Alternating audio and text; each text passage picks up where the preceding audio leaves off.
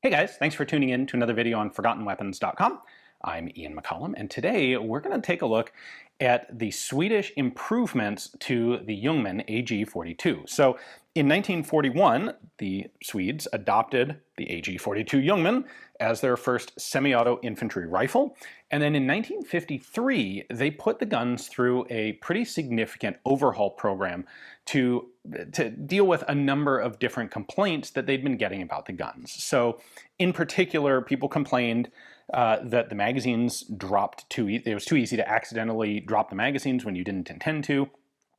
And then there were a number of reliability issues and just handling issues that they wanted to improve. So of the 32,000, more or less, Ljungmans that were manufactured, virtually all of them went through this upgrade program. It's very difficult to find an original condition AG-42, and that is why when I did a previous video on the AG-42, I wanted to focus on the original pattern. Now today, we're going to look at the upgrade, because the upgraded version, the B, AG-42B, is what you will find in the United States or basically anywhere else in the world as a collector. Those are the guns that were ultimately sold to market as surplus. So let's dig in and look at each of the different changes that were made.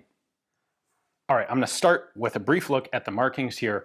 When these guns were upgraded to the B pattern, there was a B stamped behind the serial number. Now, you may recognize this gun from my previous video. This is our 1955 production example. This is very rare. Typically, this will be a 43 or a 45 production. Regular 6-digit serial number under 32,000, and then with the upgrade, they get the B. Now, let's start with the most visually obvious modification, and that would be these gripping lugs on the bolt cover. So on the original AG-42s, you had two serrated pads, and you had these two sort of wires that you could, and I'm sure everyone did, use to push the cover forward to actually charge the rifle. I guess they decided that these weren't good enough because they replaced those serrated pads with these guys that have these heavily raised lugs.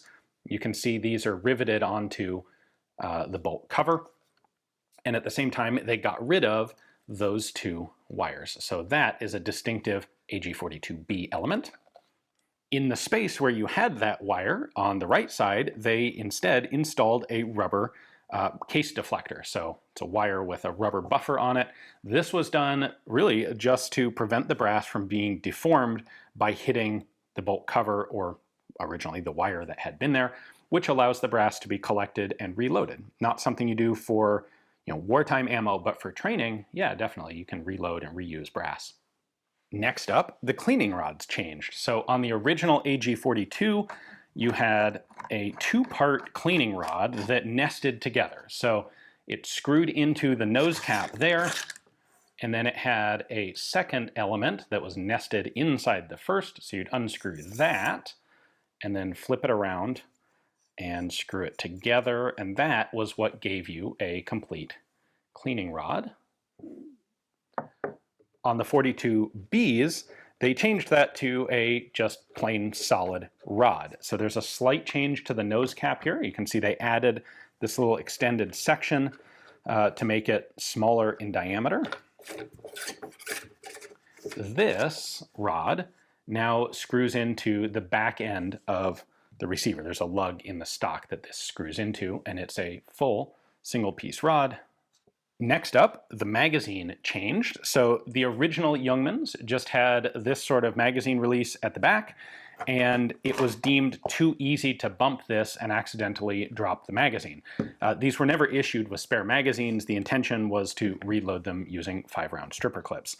When they did the AG-42Bs, they modified the magazines by riveting on this additional spring-loaded catch on the front of the magazine. These two hooks simply mean that you have to not only hit the magazine release, but then also press this in order to remove the magazine. Now what's interesting is on our original AG-42 here, you can see that there's metal up there and an open section of just plain wood. And on the 42B, they didn't actually convert, they didn't make any changes to the metal parts, they just cut a pair of slots into the wood, which are a little hard to see. Yeah, you can pretty much just see the bottom one there. But they just cut in slots to fit these two hooks. So that makes the magazine much more secure. A relatively simple modification, they changed the style of the rear sight adjustment knob. So the original AG-42 has one, it's a basically smooth metal with a little bit of knurling on it.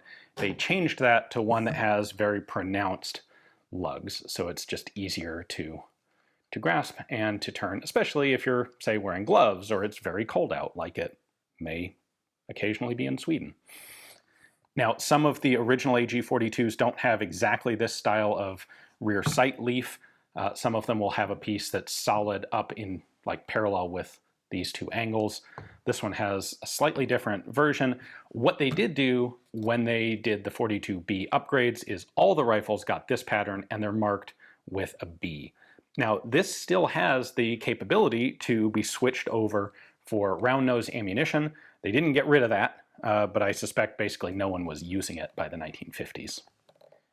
And then one modification that they made to improve durability or reliability on the guns is they replaced the recoil springs with a multi-wire coiled style of spring. So looking at these side by side, here's our original AG-42 with a single wire set of recoil springs, and here's our 42B with its coiled wire springs. Well, if you have an AG-42 Ljungman, you almost certainly have the B version. I thought it would be cool to show you what the improvements are and how that B version is better than the original pattern of the Ljungman. Hopefully you guys enjoyed the video. Thanks for watching.